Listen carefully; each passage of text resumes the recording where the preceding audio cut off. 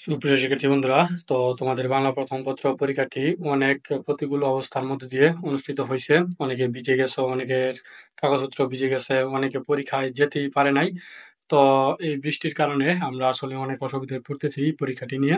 তো আজকের ভিডিওতে দেখিয়ে দিব, যেহেতু কালকে বাংলা দ্বিতীয় পত্র পরীক্ষা, তো কালকে সকাল থেকে দুপুর পর্যন্ত আমাদের কোন কোন অঞ্চলে কি পরিমাণ বৃষ্টিপাত হবে সেটা আমি দেখিয়ে দিব।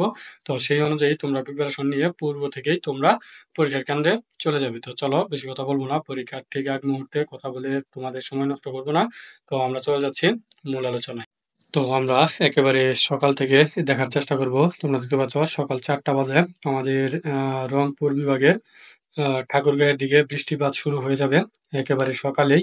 তো সেটা আস্তে আস্তে 5টার দিকে সেই অঞ্চলেই কিছুটা বিদ্যমান থাকবে, আর এদিকে সিলেটেও বৃষ্টিগুলো দেখা যাচ্ছে।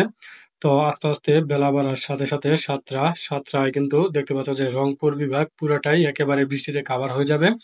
তো কিছু কিছু জায়গায় বৃষ্টির পরিমাণ কম থাকবে, বাট বৃষ্টি হবে, কিন্তু কিছু কিছু জায়গায় যেমন দেখতে পাচ্ছ এই যে এই অঞ্চলে, আহ এই অঞ্চলটা দেখতে পাচ্ছ যে একেবারে প্রচুর পরিমাণে ভারী বৃষ্টিপাত হবে। এবং এদিকে যে জামালপুর, ময়মনসিংহের জামালপুর, এদিকেও বৃষ্টিটা কিছু দেখা যাচ্ছে, বাট তেমন বেশি না। দিনটা হয়তো অন্ধকার হয়ে থাকবে, বাট বৃষ্টি হবে না। এটা হচ্ছে সকাল 7টার দিকের আপডেট। তো তারপরে যেটা সেটা হচ্ছে যে আমরা যখন বেলাটা আরেকটু বাড়তে থাকবে 8টার দিকে, দেখতে পাচ্ছ যে 8টা 9টার দিকে সেই বৃষ্টিটা কিন্তু আস্তে আস্তে ঢুকে যাচ্ছে ভিতরে। এবং 9টার দিকে সেই রংপুরেই এটা স্থির থাকবে। এবং 10টার দিকে দেখতে পাচ্ছ যে আমাদের ময়মনসিংহে একেবারে ভালোভাবেই বৃষ্টিটা ঢুকে পড়বে। দেখতে পাচ্ছ এই যে ময়মনসিংহের উত্তর অঞ্চল যেটা আছে জামালপুর নিয়ে, এদিকে ভারী বৃষ্টিপাত হবে। এবং এই যে রংপুরের একেবারে বর্ডার অঞ্চল, এদিকে ভারী বৃষ্টিপাত হবে। তারপরে যদি আমরা লক্ষ্য করি 10টার দিকে সেম একই জায়গায় বৃষ্টিটা স্থির থাকবে। এবং 12টার দিকে এই অঞ্চলে এই বৃষ্টিটা থাকবে, এবং 1টার দিকে ঢাকার ভিতরে বৃষ্টিটা চলে আসবে। দেখতে পাচ্ছ যে একেবারে ঢাকা বরিশাল এদিকে 1টার দিকে বৃষ্টি হবে, যে ঢাকায় 1টার দিকে আমাদের একেবারে মহাখালী এই অঞ্চলগুলোতে ভারী বৃষ্টিপাত হওয়ার সম্ভাবনা আছে। এবং বরিশাল বিভাগে আমাদের বৃষ্টিপাত হবে দুপুর 1টার দিকে।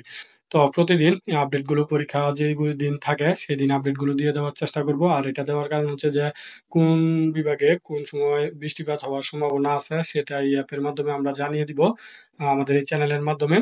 তো সেটা দেখে তোমরা পূর্বেই সতর্ক থেকে পরীক্ষার কেন্দ্রে যাওয়ার প্রিপারেশনটা নিতে পারবা। যদি সকাল থেকে ভারী বৃষ্টিপাত হয় তাহলে সেরকম প্রিপারেশন নিয়ে যাবা। আর যদি দেখো যে 9টা 10টার দিকে বৃষ্টিপাত হবে, তো সেই টাইমেও তোমরা কিন্তু তোমাদের কিছুটা আগে বেরিয়ে যেতে পারো বাসা থেকে, কিংবা তোমাদের সেই প্রস্তুতিটা রাখতে পারো যে যেভাবে গেলে তোমাদের বৃষ্টির জন্য পরীক্ষা কেন্দ্রে পৌঁছাতে অসুবিধা হবে না। কি বলবো, যে রাস্তাঘাট একেবারে ভিজে যায়, ভরে যায়। তো হাঁটারই অবস্থা থাকে না, গাড়িওয়ালাকে বললে গাড়িওয়ালা যাবে না, যত টাকাই দেখ। সিএনজি পাওয়া যায় না, রিক্সা পাওয়া যায় না, এই একটা অবস্থা। তার মধ্যে আমাদের পরীক্ষাগুলো দিতে হচ্ছে। আমরা অনেকেই অনেক ধরনের আন্দোলন করেছি, বাট এটিতে আমাদের খুব একটা সুফল হয়নি। তো কিছু করার নাই, তো এখন যেহেতু আমাদের পরীক্ষা দিতেই হবে। তো অনেকে পরীক্ষায় অংশগ্রহণ করতে পারে নাই বৃষ্টির কারণে, পূর্বে দেখেছি গতকালকের পরীক্ষাতে। তো এই প্রতিকূলতার মধ্যে দিয়েই তোমাদের পরীক্ষায় অংশগ্রহণ করতে হবে। আর তোমরা তোমাদের সর্বোচ্চ প্রিপারেশন নিয়ে রাখবা আগের দিনই, যে বৃষ্টি হলে তোমরা কিভাবে যাবা, বিকল্প পথ খুঁজে রাখবা, তাহলে এনাফ। তো তারপরে তো অসুবিধা হবে। তো এগুলো মানিয়ে নিয়ে আমাদের পরীক্ষায় বসতে হবে। তো এগুলো নিয়ে এখন চিন্তা করার সময় নাই। পড়ো এবং সকালে কিভাবে যাবা সেটা একটু আগে গুছিয়ে রেখো।